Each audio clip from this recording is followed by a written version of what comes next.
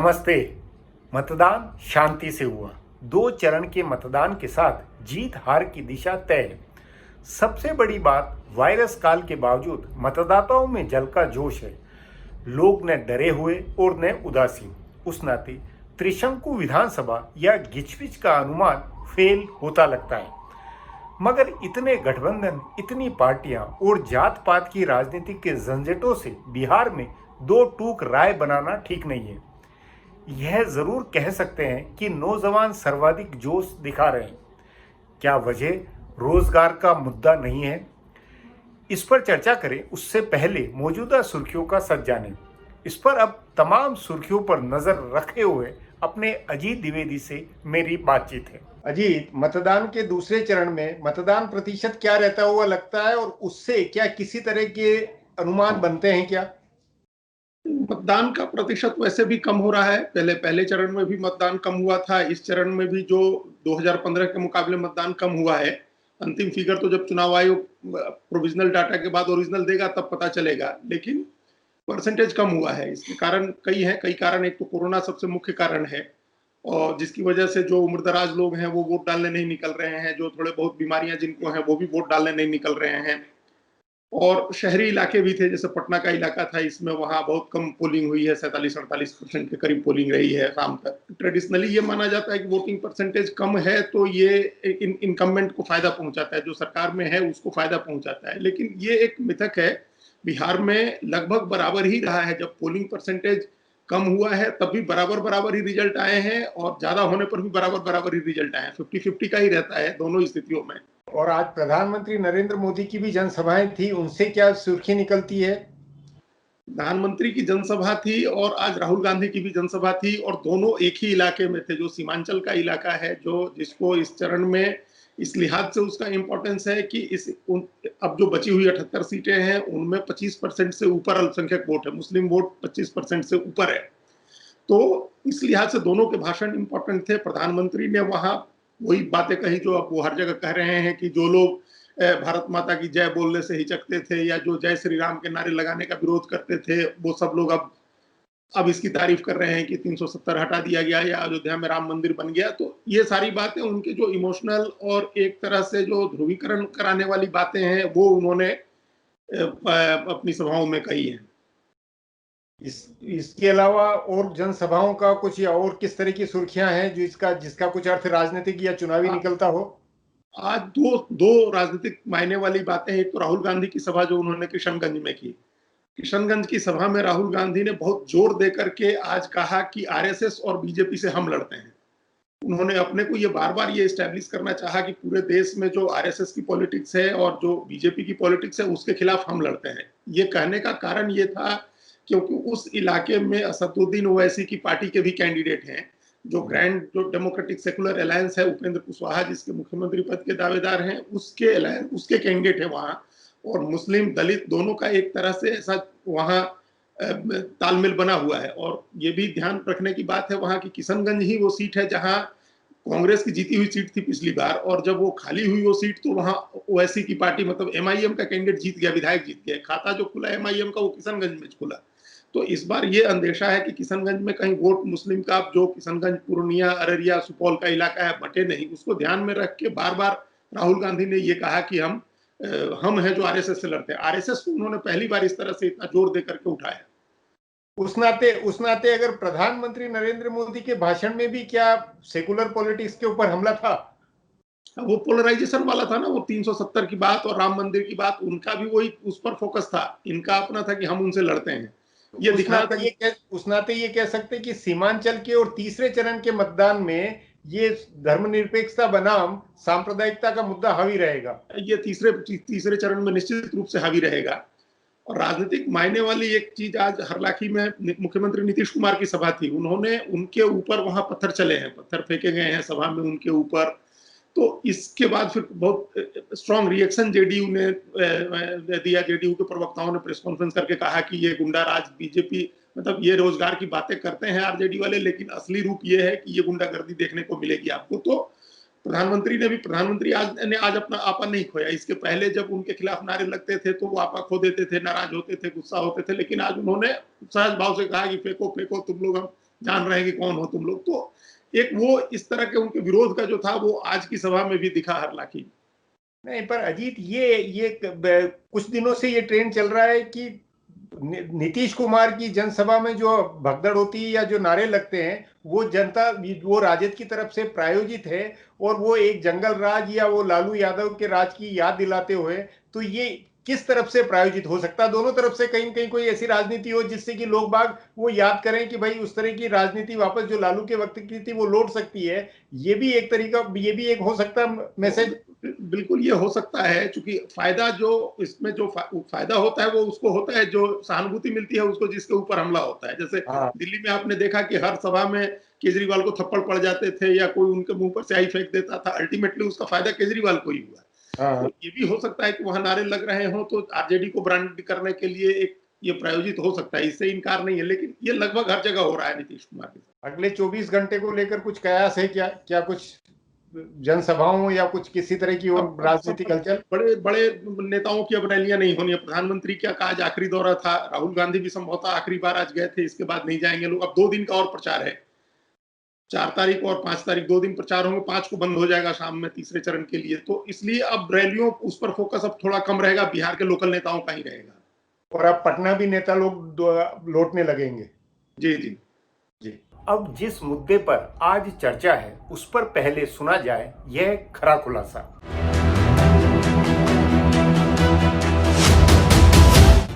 इस बार बिहार में वोट का पूरा गणित बिगड़ा हुआ है।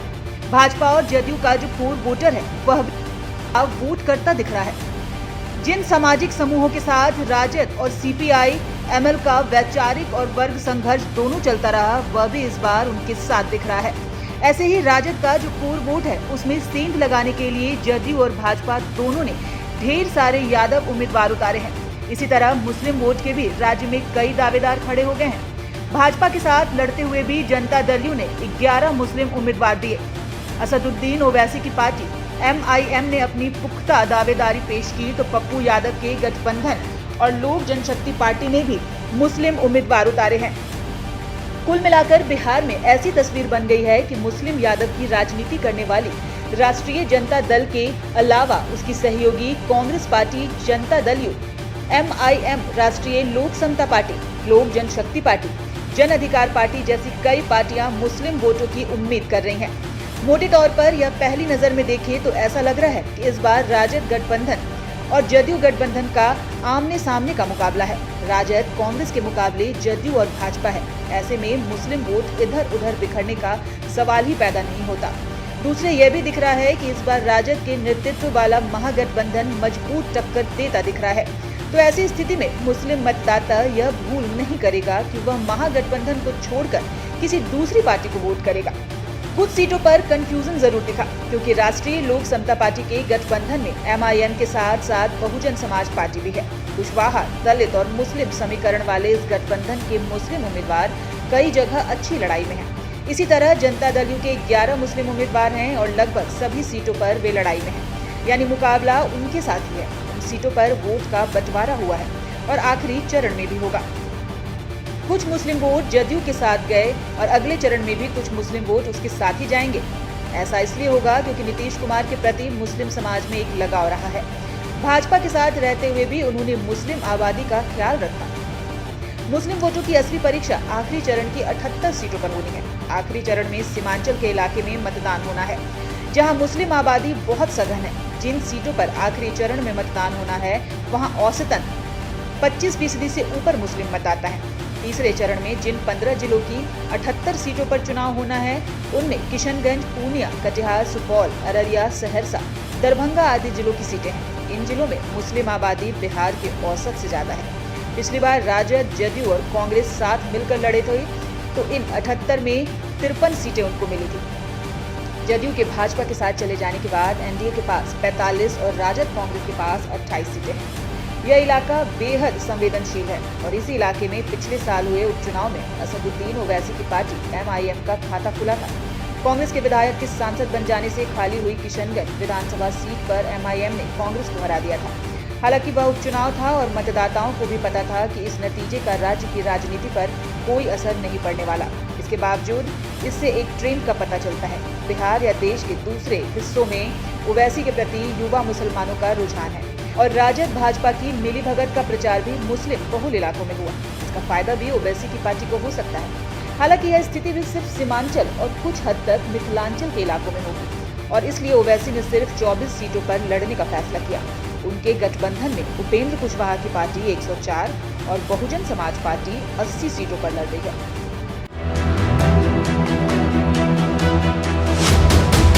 जब तेजस्वी यादव का हल्ला हो तब बिहार का मुसलमान क्या ओवैसी की पार्टी को वोट करेगा?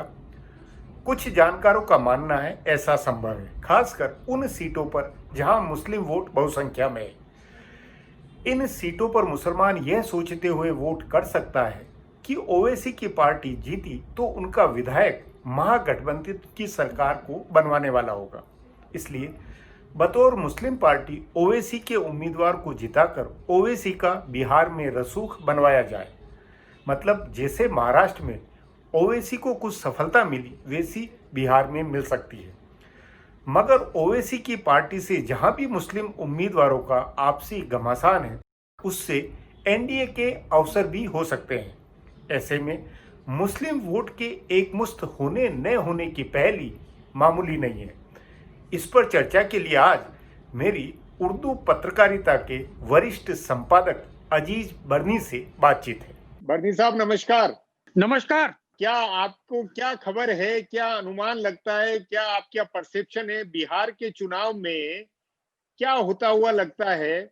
और खास तौर पर मेरा ये पूछना है, एक जो आम धारणा बनी हुई है, सोच है कि मुस्लिम वोट बढ़ता हुआ लगता है और वो इधर उधर बिखरता हुआ लगता है, ये धारणा कितनी सही है? व्यास जी, स्थानीय स्तर पर जो आपका आकलन है हाँ, वो ज्यादा सटीक होगा, मगर वोट का बिखरना हाँ, मैं कोई चिंता का विषय नहीं मानता।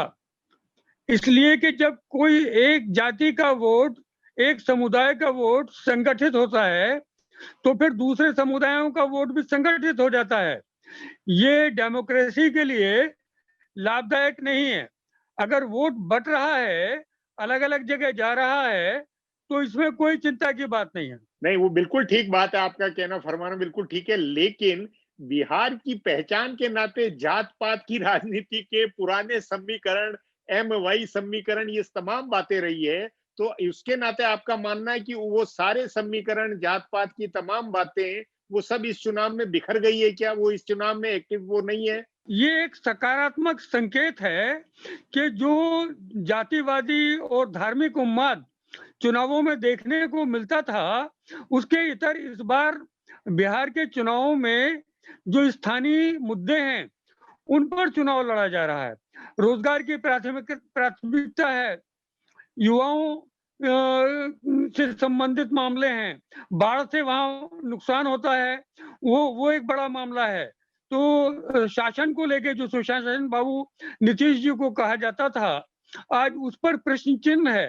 तो ये सारी बातें जो हैं, जो एक असेंबली इलेक्शन में, एक विधानसभा चुनाव में होना चाहिए कि स्थानीय मुद्दों को सामने रखें। पार्लियामेंट के इलेक्शन में राष्ट्रीय मुद्दे होना चाहिए। न ये 370 पर बात है, न हिंदू मुस्लिम पर बात है, न गाय पर बात है, न एनआरसी पर बात है। तो इसको तो मैं मानता हूं कि स्थानीय नेताओं ने इस बार, और वहां के जागरूक मतदाताओं ने इस बार नेताओं को ये संकेत दिया है कि हमसे हमारी बात करो। नहीं, लेकिन उसके बावजूद एक हकीकत ये भी है कि ओवैसी के साथ में जो एक गठबंधन वहां बना है और सीमांचल वाले इलाकों में मुस्लिम वोट के आधार पर कुछ अपनी, जैसे महाराष्ट्र में के विधानसभा चुनावों में उन्होंने अपनी उपस्थिति बनाई, अपनी वो बनाया, वैसा ही कुछ सीमांचल इलाकों में ये कोशिश होती हुई लगती है कि धार्मिक मुद्दे के ऊपर उन्माद बनाकर वो वोटों का एक अलग करके और एक ओवैसी की प्रेजेंस बिहार में भी बन जाए, ये कोशिश होती हुई लगती है। पूर्णिया से लेकर किशनगंज तक जी, ये जो सीमांचल का इलाका है, जी, एक राजनीतिक पार्टी के मुखिया ने जी, फ्रांस के इशू को लेकर एक जनसभा में वक्तव्य दिया। जी, उसको लेकर मुझ तक जो संदेश पहुंचा है वो जी, सकारात्मक प्रतिक्रिया नहीं है, उसको बहुत ज्यादा पसंद नहीं किया गया है। तो ये जो धार्मिक उन्माद भड़काने वाली बातें हैं, ये चाहे हिंदू समुदाय की ओर से हों या मुस्लिम समुदाय की ओर से हों, अगर नाम ही लेना अनिवार्य है तो मैं कहूँगा एमआईएम के लीडर असदुद्दीन ओवैसी ने, जैसा कि उनकी पहचान है कि सांप्रदायिक ध्रुवीकरण करने के लिए वो इस तरह की भाषा बोले जिससे मुस्लिम संगठित हो, और इसका असर ये भी होता है कि फिर अपने आप हिंदू संगठित होगा।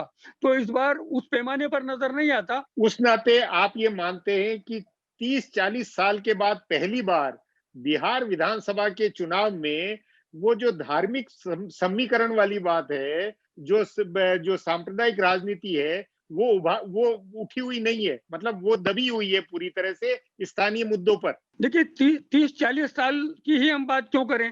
जब ये बात करेंगे तो हम 70-75 साल की बात करेंगे, क्योंकि पिछले 6-7 साल में जो सांप्रदायिक विचारधारा को लेकर चुनाव लड़े गए हैं, उसके पहले इतनी सांप्रदायिकता को लेकर चुनाव नहीं लड़े गए।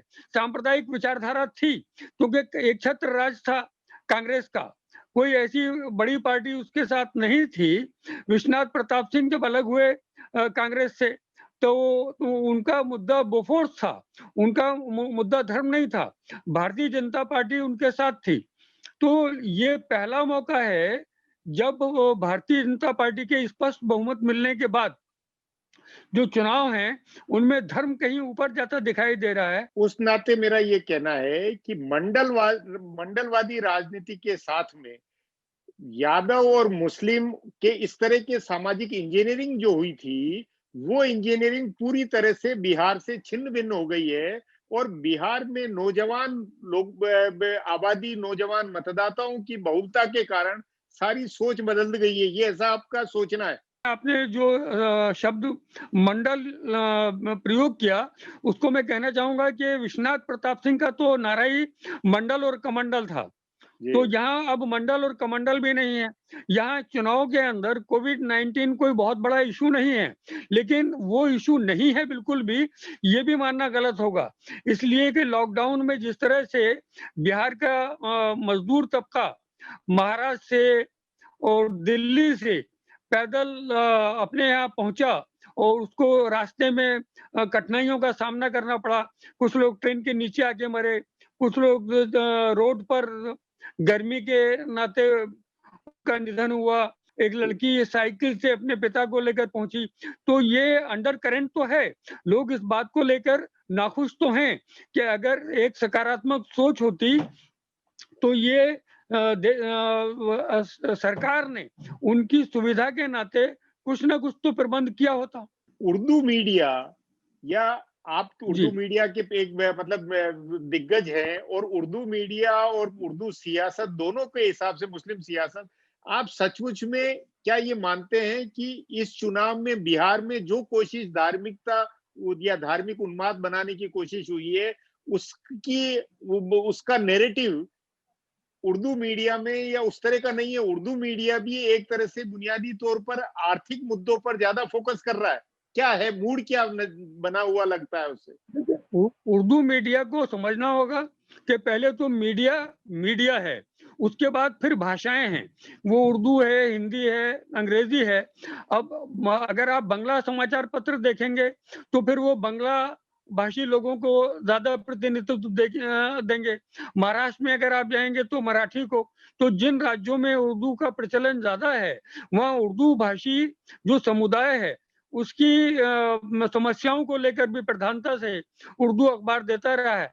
लेकिन इलेक्शन के अंदर जो इश्यूज हैं उनमें ये जो छोटे दायरे में जाके बात करना है वो संभव नहीं लग रहा है। ये सांप्रदायिकता को लेके या धार्मिक उन्माद को लेकर चुनाव नहीं है, और मुख्य धारा में रहने के कारण उर्दू समाचार पत्र भी अपने आप को अलग थलग नहीं कर सकते। बिहार की विधानसभा सीटों में ऐसी सीटें बहुत है जहां संख्या के आधार पर, मतदाताओं की संख्या के आधार पर अपने आप सांप्रदायिक माहौल बनता है, और फिर वोटिंग एन वक्त पर उसी को देखकर होती है। वो फिनोमिना, वो जो प्रवृत्ति है, उस पर आपका क्या कहना है? इस चुनाव, इस बार के मतदान में वैसा होता लगता नहीं लगता?